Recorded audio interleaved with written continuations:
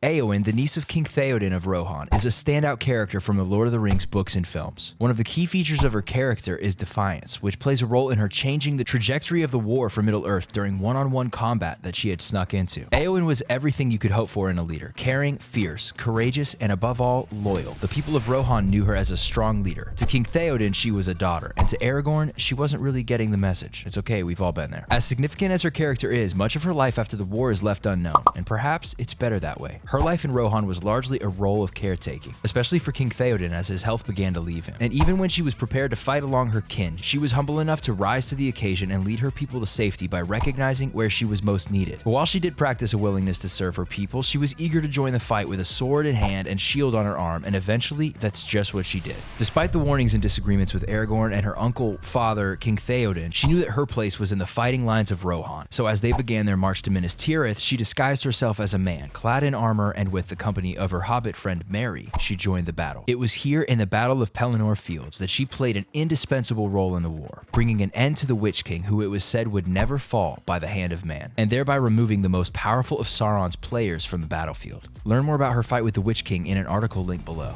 After the war, a love is kindled between her and Faramir, the younger brother of Boromir, which leads to their marriage and a child's son, Elberon. She also gifted her friend Merry a horn, which would serve to rally the hobbits to victory in saving the Shire from Saruman. But not much else is known about her later years, and somehow that seems fitting for a character who had lived a life of such loyalty and vigor. It's nice to think that Eowyn continued on in a life of peace without the heavy obligations that were so prevalent in her early years, and that she lived a long and happy life during the Age of Peace she had played such a large role in creating.